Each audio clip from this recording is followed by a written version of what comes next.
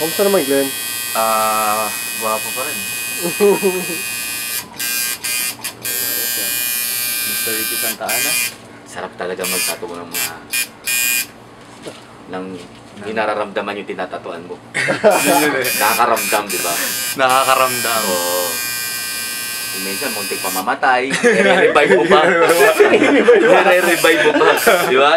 Nakabuhay ka ng tao, napakalaking bagay.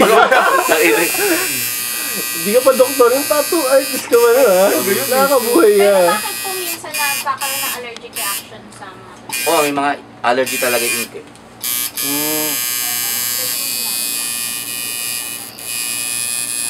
Depende po yun sa color, di po? May mga kulay na gawa sa bato, may gawa sa mineral, may mga gawa sa kung saan-saan. Sana hindi natin dapat alamin. Ang araw, ang itim, gawa sa uling, gawa sa tisa. Tisa? Sok talaga to sa mga bato. Doon kinukuha. Ngayon, ganun rin, pero professional pagiging pagpaprocess nila. Doon pa rin. Doon pa rin. Kaya, pero may allergic reaction pa rin yung mga ibang tao doon.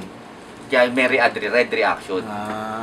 Pag nadali ka red reaction, doon nagkikiloy yun, nagiging makatilagi.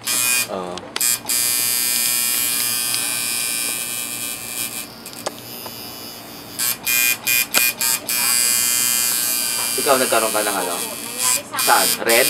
Hindi. Color yellow. Ano yun? Tingnan ko, Pero tingnan ko. nawala na po. Tingnan ko yung dilaw. Paano mo nasabi ng allergy? Kinamot mo, nagkaroon ng rashes. Hindi po. Bigla na lang siya parang nagpantal mismo dun sa ano. Meron nga akong case niyan. Inaantay ko lang sa yellow din, sa paa din.